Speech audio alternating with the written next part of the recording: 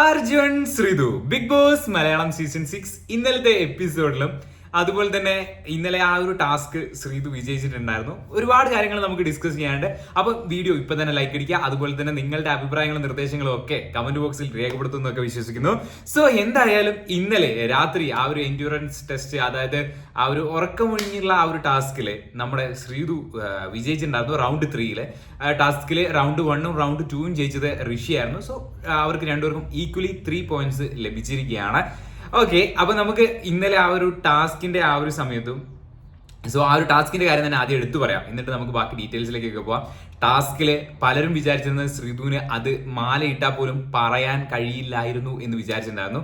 പക്ഷെ എല്ലാവരെയും ഞെട്ടിച്ചുകൊണ്ട്, അതായത് നമുക്കറിയാം ശ്രീതുവിന്റെ മലയാളം പറയുമ്പോൾ ഉള്ള ഒരു ബുദ്ധിമുട്ടും കാര്യങ്ങളൊക്കെ അറിയാം. പക്ഷെ അത് പഠിച്ച് ശ്രീതു അവിടെ പറഞ്ഞപ്പോൾ ശരിക്കും അവിടെ ശ്രീതു ഒരിക്കലും പറയില്ല എന്ന് വിചാരിച്ചവരുടെ മുഖത്ത് കിട്ടിയ ഒരു അടി പോലെയായി ഇന്നലത്തെ ആ ഒരു കാര്യം എന്ന് പറയുന്നത്. സോ എന്തായാലും വെൽ ഡൺ ശ്രീതു. സോ എന്തായാലും ആ ഒരു ടാസ്ക് കഴിഞ്ഞതിന് ശേഷം അർജുൻ ആ ഒരു സമയത്ത് കടന്നുറങ്ങിയായിരുന്നല്ലോ. അത് കഴിഞ്ഞ് അർജുൻ വരുന്ന സമയത്ത് അർജുനോട് ശ്രീതു ഞാൻ പറഞ്ഞ അർജുനെ എന്ന് പറയുന്നതും ബാക്കിയുള്ള കണ്ടസ്റ്റൻസിന് അർജുനോട് അത് പറയാൻ ജിൻഡോ ബ്രോയൊക്കെ പറയുന്നത് ശ്രീതു അത് പറഞ്ഞാടാ, നന്ദന പറയാണ്ട് ശ്രീതു അത് പറഞ്ഞെന്നൊക്കെ പറയുമ്പോൾ മീൻസ് അർജുനോട് പറയാനുള്ള ബാക്കി കണ്ടസ്റ്റൻസിന്റെ ക്യൂരിയോസിറ്റി ഒക്കെ കണ്ടപ്പോൾ ശരിക്കും കിളി പോയിട്ടോ.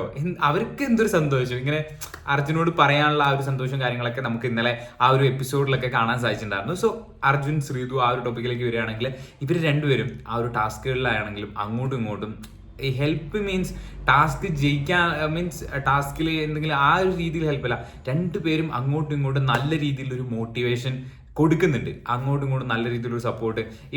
ഇപ്പൊ എന്തൊക്കെ ടാസ്ക് ആയാലും ഞാൻ ജയിച്ചിട്ടേ വേറൊരാൾ ജയിക്കാൻ പാടുള്ളൂ എന്നുള്ളൊരു ചിന്തയൊക്കെ ഉണ്ടെങ്കിൽ കൂടിയും രണ്ടുപേരും അങ്ങോട്ടും ഇങ്ങോട്ടും അവർ ജയിക്കണം എന്നുള്ളൊരു കാര്യം നമുക്ക് പല മൊമെന്റുകളിലായിട്ട് ആ ഒരു ടാസ്കുകളിലും കാര്യങ്ങളിലൊക്കെ കാണാൻ സാധിക്കുന്നത്. ഇന്നലെ ഇവർ ഒരുപാട് നേരം ഇരുന്ന് സംസാരിക്കുന്നൊക്കെ ഉണ്ടായിരുന്നു. ഗെയിം പെർസ്പെക്റ്റീവ് സംസാരിക്കുന്നുണ്ടായിരുന്നു, അങ്ങോട്ടും ഇങ്ങോട്ടും സംസാരിക്കുന്നുണ്ടായിരുന്നു. ശ്രീതുവിന് മറ്റേ ബോട്ടിൽ വെള്ളമൊക്കെ കൊണ്ടു കൊടുക്കുന്നുണ്ടായിരുന്നു.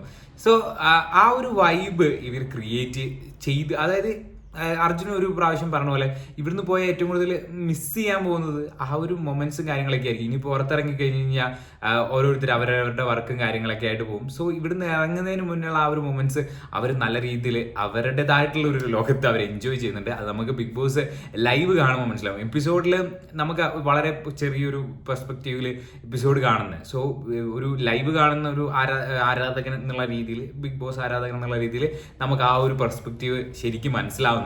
പല മൊമെന്റുകളിലായിട്ട് ആ ഒരു കാര്യം മനസ്സിലാവുന്നുണ്ട്. ഇന്നലെ നോറയൊക്കെ പറയുന്നുണ്ടായിരുന്നു എനിക്കൊന്നും മനസ്സിലായില്ലേ എന്നുള്ള രീതിയിലൊക്കെ നോറയും കുറച്ചു നേരം അവിടെ സംസാരിച്ചൊക്കെ വെക്കുന്നുണ്ട്.